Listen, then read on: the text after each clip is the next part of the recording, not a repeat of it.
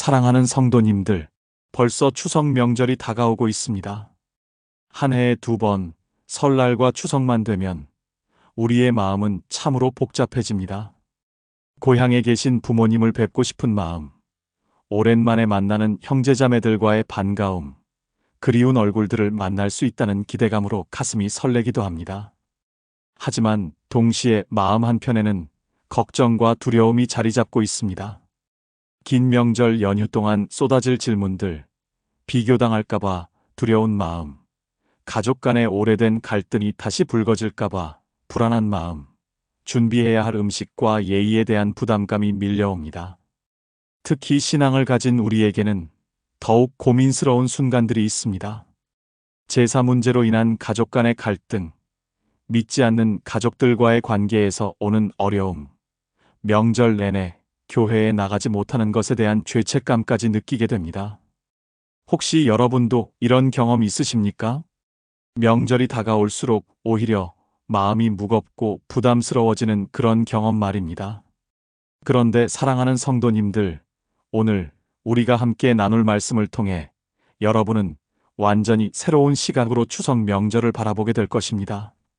하나님께서 명절이라는 이 특별한 시간을 통해 우리에게 주시고자 하는 4가지 귀한 축복이 있습니다. 첫 번째는 가족의 진정한 의미를 회복하는 시간입니다. 두 번째는 용서와 화해의 기회를 경험하는 순간입니다. 세 번째는 섬김을 통해 그리스도의 사랑을 실천하는 기회입니다. 네 번째는 믿지 않는 가족들에게 복음을 전할 수 있는 황금 같은 시간입니다. 이 4가지 축복을 깨닫게 되면 여러분의 명절은 더 이상 두렵고 부담스러운 시간이 아니라 하나님의 은혜를 경험하는 거룩한 시간으로 변화될 것입니다. 그렇다면 지금부터 함께 이 놀라운 진리를 하나씩 살펴보도록 하겠습니다. 첫 번째로, 추석 명절은 가족의 진정한 의미를 회복하는 하나님의 시간입니다. 우리는 살아가면서 가족의 소중함을 잊어버리고 살 때가 많습니다. 바쁜 일상 속에서 부모님께 전화 한 통 드리지 못하고 지나가는 날들이 얼마나 많습니까? 형제자매들과도 각자의 삶에 바쁘다 보니 1년에 몇 번 얼굴 보기도 어려운 것이 현실입니다. 특히 요즘 시대는 개인주의가 팽배해서 가족보다는 자신의 행복과 편안함을 우선시하는 문화가 자리 잡았습니다. 젊은 세대들은 명절이 되면 차라리 해외여행을 가거나 집에서 쉬고 싶어 합니다. 가족을 만나는 것이 즐거움이 아니라 의무가 되어버린 슬픈 현실입니다. 그런데 성경은 가족에 대해 무엇이라고 말씀하고 계십니까? 창세기 2장 24절에서 하나님께서는 이렇게 말씀하셨습니다. 이러므로 남자가 부모를 떠나 그의 아내와 합하여 둘이 한 몸을 이룰지로다. 이 말씀은 단순히 결혼에 대한 가르침만이 아닙니다. 하나님께서 가족이라는 제도를 직접 만드셨고 가족을 통해 당신의 사랑과 질서를 이 땅에 나타내시고자 하셨다는 깊은 의미가 담겨 있습니다. 또한 출애굽기 20장 12절에서는 내 부모를 공경하라 그리하면 내 하나님 여호와가 내게 준 땅에서 내 생명이 길리라고 말씀하셨습니다. 이것은 10계명 중에서 인간관계에 대한 첫 번째 계명입니다. 하나님께서 가족관계, 특히 부모 공경을 얼마나 중요하게 여기시는지를 보여주는 말씀입니다. 예수님께서도 십자가에 달리신 그 고통스러운 순간에도 어머니 마리아를 제자 요한에게 부탁하시며 가족에 대한 책임을 다하셨습니다. 요한복음 19장 26절에서 27절을 보면 예수께서 자기의 어머니와 사랑하시는 제자가 곁에 서 있는 것을 보시고 자기 어머니께 말씀하시되 여자여 보소서 아들이니이다 하시고 또 그 제자에게 이르시되 보라 내 어머니라 하신데 그때부터 그 제자가 자기 집의 모신이라고 기록되어 있습니다. 이처럼 성경은 처음부터 끝까지 가족의 중요성을 강조하고 있습니다. 그렇다면 우리는 이 진리를 추석 명절에 어떻게 적용할 수 있을까요? 먼저 명절을 단순히 의무적으로 다녀와야 하는 시간이 아니라 하나님께서 우리에게 주신 가족을 다시 돌아보는 은혜의 시간으로 받아들여야 합니다. 부모님의 연세가 어느덧 70, 80을 넘어가고 계십니다. 우리가 부모님을 볼 수 있는 명절이 앞으로 몇 번이나 남았을까요? 이런 관점에서 보면 명절은 더 이상 부담이 아니라 하나님께서 주시는 귀한 선물입니다. 올해 추석에는 부모님의 주름진 손을 꼭 잡아드리십시오. 그 손이 얼마나 많은 희생과 수고로 우리를 키워주셨는지 생각해 보십시오. 형제자매들과도 어린 시절의 추억을 나누며 진솔한 대화를 나눠보십시오. 서로의 삶에서 겪고 있는 어려움을 나누고 기도해주는 시간을 가지십시오. 사랑하는 성도님들, 이번 추석에는 가족을 다시 바라보십시오. 하나님께서 내게 주신 가장 가까운 이웃이 바로 가족입니다. 두 번째로, 추석 명절은 용서와 화해의 기회를 경험하는 하나님의 섭리입니다. 많은 가정에 오래된 상처와 갈등이 있습니다. 형제 간의 재산 문제로 다툰 기억, 부모님께 섭섭했던 일들, 배우자의 가족들과의 오해와 갈등들이 해결되지 않은 채 마음속에 응어리로 남아 있습니다. 그래서 명절이 되면 오히려 그 상처들이 더 크게 느껴지고 만나기가 두렵고 불편합니다. 어떤 분들은 아예 명절에 가족을 만나지 않기로 작정하고 피해버리기도 합니다. 하지만 이렇게 피하기만 한다고 해서 문제가 해결되는 것은 아닙니다. 오히려 시간이 지날수록 그 간격은 더 벌어지고 관계는 더 악화되어 갑니다. 하나님께서는 우리에게 용서와 화해의 길을 열어주셨습니다. 마태복음 18장 21절에서 22절을 보면 이런 말씀이 있습니다. 그때 베드로가 나와 이르되 주여 형제가 내게 죄를 범하면 몇 번이나 용서하여 주리이까 7번까지 하오리이까 예수께서 이르시되 내게 이르노니 7번뿐 아니라 7번을 70번까지라도 할지니라. 당시 유대 랍비들의 가르침에 따르면 3번까지 용서하면 충분하다고 여겨졌습니다. 그래서 베드로는 아마도 자신이 아주 관대하다고 생각하며 7번까지 용서해야 하느냐고 물었을 것입니다.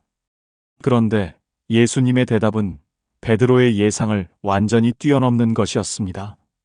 7번을 70번까지라는 것은 사실상 무한대로 용서하라는 의미입니다. 셈을 하며 용서하는 것이 아니라 무조건적으로 용서하라는 가르침입니다. 또한 에베소서 4장 32절에서는 서로 친절하게 하며 불쌍히 여기며 서로 용서하기를 하나님이 그리스도 안에서 너희를 용서하심과 같이 하라고 말씀하십니다. 우리가 용서해야 하는 이유는 하나님께서 먼저 우리를 용서하셨기 때문입니다. 우리는 하나님 앞에서 얼마나 많은 죄를 지었습니까?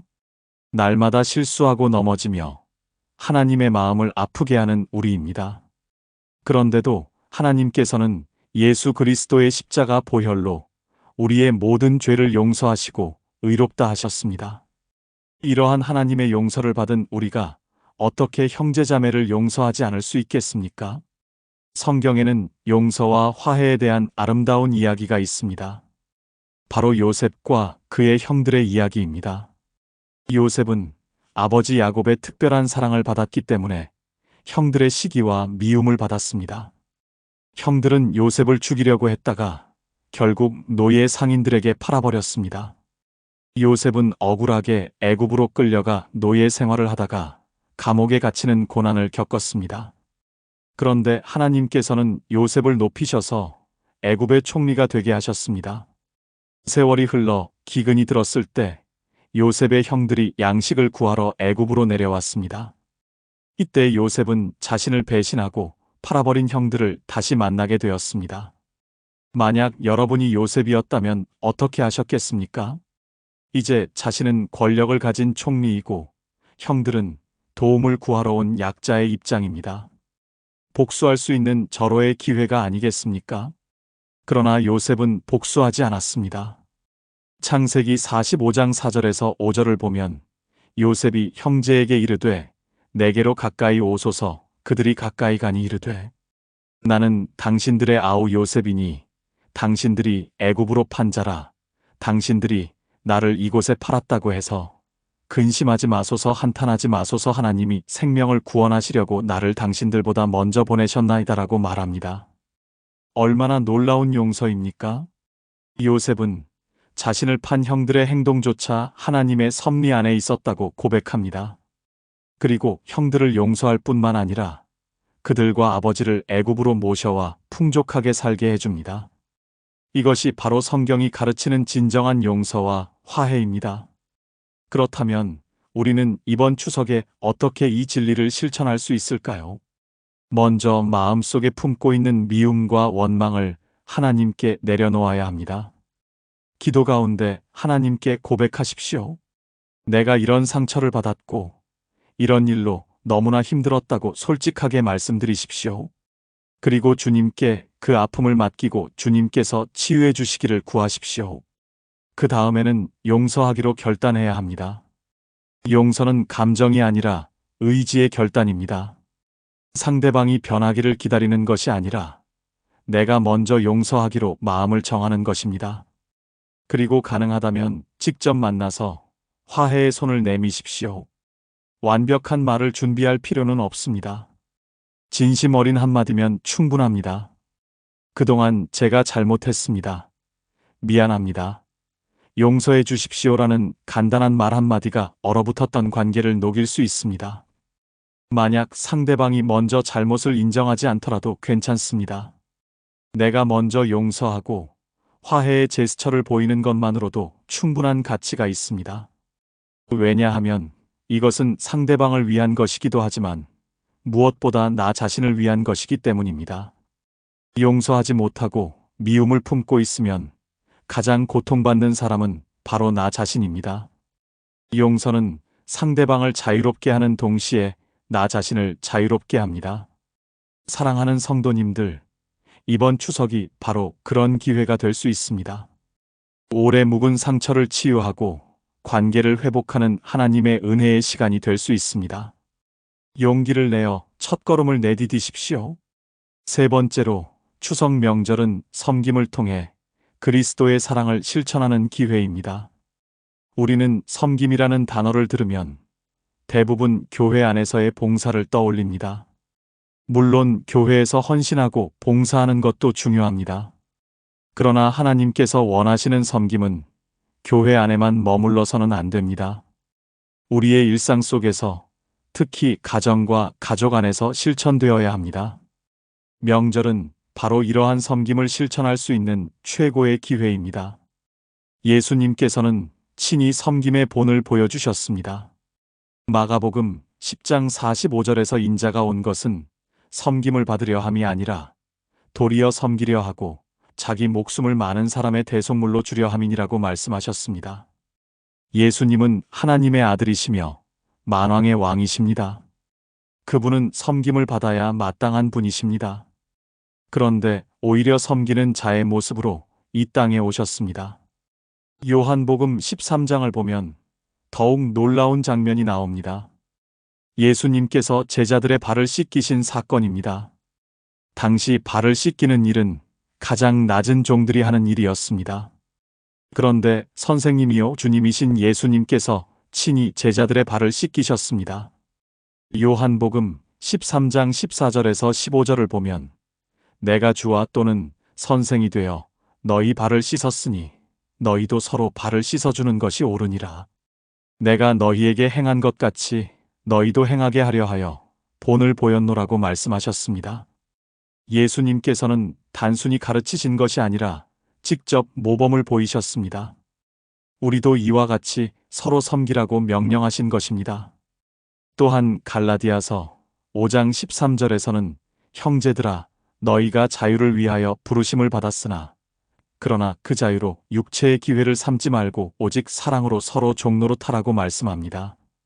그리스도인의 자유는 내 마음대로 사는 자유가 아니라 기꺼이 다른 사람을 섬기는 자유입니다. 그렇다면 명절에 우리는 어떻게 섬김을 실천할 수 있을까요? 가장 먼저 할 수 있는 섬김은 집안일을 나서서 돕는 것입니다. 전통적으로 한국의 명절은 여성들에게 큰 부담이 되어 왔습니다. 아침부터 저녁까지 쉴 틈 없이 음식을 준비하고 설거지를 하고 손님을 맞이합니다. 이번 명절에는 남성들도 적극적으로 부엌일을 도와야 합니다. 설거지를 하고 음식을 나르고 청소를 하십시오. 내가 직접 할 수 없다면 적어도 아내나 어머니, 며느리가 일하는 동안 아이들을 돌보는 것도 큰 도움이 됩니다. 또한 명절 음식 준비를 미리 나누어서 각 가정에서 조금씩 준비해 오는 것도 좋은 방법입니다. 한 집에서 모든 것을 다 준비하는 것은 너무나 큰 부담입니다. 섬김은 또한 경청하는 것으로 나타날 수 있습니다. 명절에 만나는 어르신들의 말씀을 진심으로 들어드리십시오. 어르신들은 같은 이야기를 반복하실 수도 있습니다. 젊은 사람들 입장에서는 지루하게 느껴질 수도 있습니다.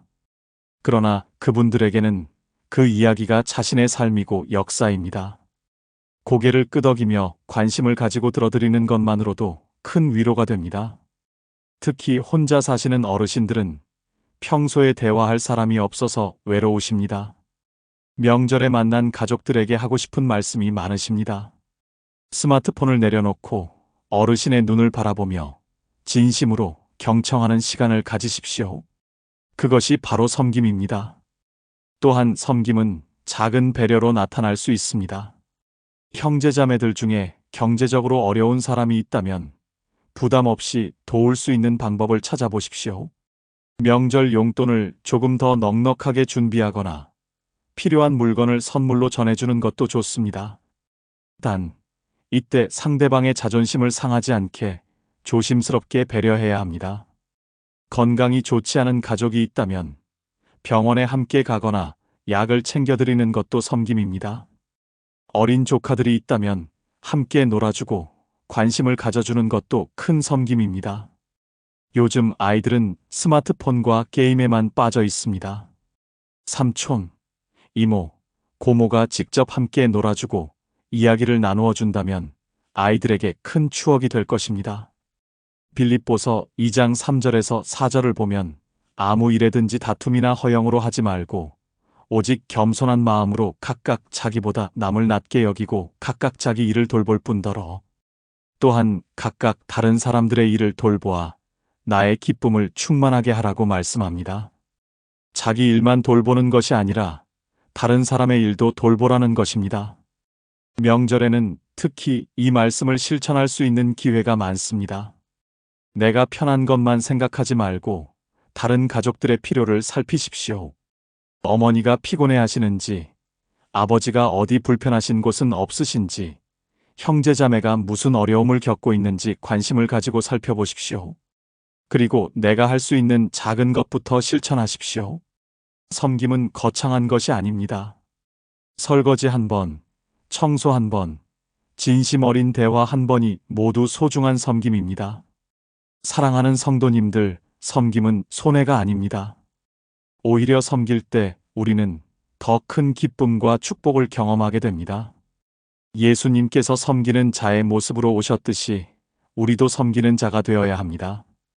이번 추석에는 섬김의 기회를 찾아보십시오. 내가 무엇을 받을 수 있을까가 아니라 내가 무엇을 줄 수 있을까를 생각하십시오. 그럴 때 명절은 진정으로 은혜로운 시간이 될 것입니다. 네 번째로 추석 명절은 믿지 않는 가족들에게 복음을 전할 수 있는 황금 같은 시간입니다. 많은 성도님들이 가족 전도에 대해 고민하십니다. 특히 부모님이나 형제자매가 믿지 않을 때 마음이 무겁습니다. 평소에는 떨어져 살기 때문에 복음을 전할 기회가 많지 않습니다. 그런데 명절은 가족이 모두 한자리에 모이는 특별한 시간입니다. 하나님께서 복음을 전할 수 있도록 마련해 주신 기회입니다. 사도행전 1장 8절에서 예수님께서는 오직 성령이 너희에게 임하시면 너희가 권능을 받고 예루살렘과 온 유대와 사마리아와 땅 끝까지 이르러 내 증인이 되리라고 말씀하셨습니다. 땅 끝까지 복음을 전하는 것도 중요하지만 그 시작은 예루살렘, 즉 우리가 있는 바로 이곳에서부터입니다. 우리에게 예루살렘은 어디입니까? 바로 우리 가정이고 가족입니다. 가장 가까운 사람들에게 먼저 복음을 전해야 합니다. 마가복음 5장을 보면 귀신 들린 거라사 사람이 예수님께 고침을 받는 이야기가 나옵니다.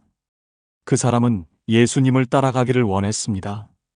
그런데 예수님께서는 그를 따라오지 못하게 하시고 이렇게 말씀하셨습니다. 마가복음 5장 19절입니다. 집으로 돌아가 주께서 내게 어떻게 큰 일을 행하사 너를 불쌍히 여기신 것을 내 가족에게 알리라. 예수님께서는 그에게 먼 곳으로 가라고 하지 않으셨습니다. 집으로 돌아가 가족에게 먼저 증거하라고 하셨습니다. 이것이 바로 복음 전도의 우선순위입니다. 그렇다면 명절에 어떻게 가족들에게 복음을 전할 수 있을까요? 먼저 가장 중요한 것은 말보다 삶으로 보여주는 것입니다. 믿지 않는 가족들은 우리의 말보다 우리의 행동을 더 주의 깊게 봅니다. 교회 다니는 사람이 저 정도밖에 안 되나 하고 실망하게 만들어서는 안 됩니다. 오히려 믿는 사람은 다르구나, 저렇게 변화될 수 있구나 하는 감동을 주어야 합니다. 앞서 말씀드린 것처럼 겸손하게 섬기는 모습, 화를 내지 않고 온유한 모습, 감사하고 기쁨이 넘치는 모습을 보여주십시오. 특히 제사 문제와 같은 민감한 이슈에 대해서도 지혜롭게 대처해야 합니다. 무조건 안 된다고 거부하거나 다른 가족들을 정죄하는 태도는 오히려 복음의 문을 닫아버립니다. 대신 부모님과 조상님들을 기억하고 감사하는 마음은 똑같이 가지고 있음을 보여주십시오. 다만 그 방법이 다를 뿐이라고 설명하십시오. 어떤 가정에서는 제사 대신 추도 예배나 추모 예배의 형식으로 조상을 기리기도 합니다. 이런 대안을 제시하며 가족들을 설득해 나가는 것도 하나의 방법입니다. 또한 적절한 때에 간증을 나누는 것도 좋습니다. 내가 예수님을 믿고 어떻게 변화되었는지, 어떤 은혜를 경험했는지 자연스럽게 이야기하십시오. 단, 이때 주의할 점은 너무 종교적인 용어를 사용하거나 가르치려는 태도를 보이지 않는 것입니다. 믿지 않는 사람들이 이해할 수 있는 쉬운 말로 진솔하게 나의 경험을 나누는 것이 효과적입니다. 예를 들어 이런 식입니다. 제가 얼마 전에 정말 힘든 일이 있었는데요. 그때 교회에서 기도하면서 큰 위로를 받았어요. 혼자서는 견딜 수 없었을 텐데 하나님께서 힘을 주셨어요. 이렇게 자연스럽게 이야기하면 가족들도 거부감 없이 들을 수 있습니다. 또한 가족들을 위해 기도하고 있다는 것을 알려주는 것도 좋습니다. 강요하지 말고 부담 주지 말되 내가 당신을 사랑하고 축복하기를 원한다는 마음을 전하십시오. 어머니, 제가 매일 어머니를 위해서 기도하고 있어요. 항상 건강하시고 행복하시기를 바라요. 이런 말 한마디가 부모님의 마음을 움직일 수 있습니다. 베드로전서 3장 15절에서 16절을 보면 너희 마음에 그리스도를 주로 삼아 거룩하게 하고 너희 속에 있는 소망에 관한 이유를 묻는 자에게는 대답할 것을 항상 준비하되 온유와 두려움으로 하고 선한 양심을 가지라고 말씀합니다. 복음을 전할 때는 항상 온유함과 존중하는 태도로 해야 합니다. 강압적이거나 공격적인 태도는 오히려 역효과를 냅니다. 특히 부모님이나 연세 많으신 어르신들에게는 더욱 조심스럽고 공손하게 접근해야 합니다. 또한 즉각적인 결과를 기대하지 말아야 합니다. 씨를 뿌리는 것은 우리가 하지만 자라게 하시는 분은 하나님이십니다. 고린도전서 3장 6절에서 나는 심었고 아볼로는 물을 주었으되 오직 하나님께서 자라나게 하셨나니라고 말씀합니다.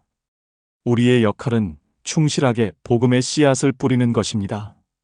그 씨앗이 언제 어떻게 자랄지는 하나님께서 결정하십니다. 어떤 경우에는 수십 년이 걸릴 수도 있습니다. 그러나 포기하지 말고 계속해서 사랑으로 섬기고 기도하며 기회가 될 때마다 복음을 전해야 합니다. 사랑하는 성도님들, 여러분의 가족 중에도 아직 예수님을 모르는 분들이 계십니까? 포기하지 마십시오. 계속해서 기도하고 사랑으로 섬기며 복음을 전하십시오. 이번 추석이 그 기회가 될 수 있습니다. 하나님께서는 여러분을 통해 가족들에게 복음을 전하기를 원하십니다. 여러분의 변화된 삶이 가장 강력한 복음의 증거입니다. 예수님의 사랑을 삶으로 보여주십시오. 그리고 때를 얻든지 못 얻든지 항상 복음을 전할 준비를 하십시오. 또한 명절 기간 동안 가족들과 함께 식사 기도를 드리는 것도 좋은 기회입니다. 처음에는 어색할 수 있지만 자연스럽게 음식을 주신 하나님께 감사하는 마음으로 짧게 기도하십시오. 이렇게 작은 것부터 시작하면 가족들도 점차 익숙해질 것입니다. 가능하다면 명절에 가족들과 함께 읽을 수 있는 성경 말씀이나 은혜로운 글을 나눠드리는 것도 좋습니다. 너무 종교적이지 않으면서도 위로와 희망을 주는 내용이면 더욱 좋습니다. 디모데후서 4장 2절 말씀처럼 때를 얻든지 못 얻든지 항상 힘쓰라는 말씀을 기억하십시오. 복음 전도는 특별한 때에만 하는 것이 아니라 항상 준비되어 있어야 합니다. 명절은 그 중에서도 특별히 하나님께서 예비하신 좋은 기회입니다. 이 기회를 놓치지 마십시오. 사랑하는 성도님들, 지금까지 우리는 추석 명절을 통해 하나님께서 주시는 4가지 축복에 대해 함께 나누었습니다. 첫 번째로 명절은 가족의 진정한 의미를 회복하는 시간입니다. 하나님께서 세우신 가족이라는 공동체의 소중함을 다시 깨닫고 가족을 사랑하는 시간입니다. 두 번째로 명절은 용서와 화해의 기회를 경험하는 시간입니다. 오래된 상처와 갈등을 치유하고 관계를 회복하는 은혜의 시간입니다. 세 번째로 명절은 섬김을 통해 그리스도의 사랑을 실천하는 시간입니다. 예수님께서 보여주신 겸손한 섬김의 본을 따라 가족을 섬기는 시간입니다. 네 번째로 명절은 믿지 않는 가족들에게 복음을 전할 수 있는 황금 같은 시간입니다. 삶으로 증거하고 말로 전하며 사랑으로 인도하는 시간입니다. 이 4가지를 기억하신다면 이번 추석은 여러분에게 완전히 새로운 의미가 될 것입니다. 더 이상 부담스럽고 피하고 싶은 명절이 아니라 하나님의 은혜를 경험하고 가족에게 축복이 되는 거룩한 시간이 될 것입니다. 명절을 준비하면서 스트레스 받지 마십시오. 하나님께서 함께 하시면 모든 것이 은혜가 됩니다. 가족들을 만나면서 비교하거나 판단하지 마십시오. 오히려 그들을 있는 그대로 사랑하고 받아들이십시오. 옛날 상처를 되새기지 말고 새로운 시작을 만들어 가십시오. 무엇보다 이번 명절을 통해 하나님께서 여러분의 삶과 가정에 놀라운 변화를 일으키실 것을 믿으시기 바랍니다. 여러분이 한 걸음 나아가면 하나님께서 10걸음 함께 하실 것입니다. 여러분이 작은 씨앗을 뿌리면 하나님께서 그것을 크게 자라게 하실 것입니다. 이번 추석 명절이 여러분과 여러분의 가족 모두에게 은혜와 축복의 시간이 되기를 간절히 기도합니다. 하나님께서 여러분의 가정에 평안과 기쁨을 더하여 주시고 여러분을 통해 많은 가족들이 하나님의 사랑을 경험하게 되기를 축원합니다. 오늘 말씀이 마음에 와닿으셨다면 좋아요 버튼을 눌러주시고 댓글로 여러분의 다짐이나 기도 제목을 나눠주시면 함께 기도하겠습니다. 또한 이 영상이 명절을 앞두고 고민하시는 다른 분들에게도 큰 도움이 될 것 같다면 주저하지 마시고 공유해 주십시오. 여러분의 작은 나눔이 누군가에게는 큰 위로와 힘이 될 수 있습니다. 이번 추석 명절 하나님의 은혜가 여러분과 여러분의 가족 모두에게 충만하시기를 축복합니다.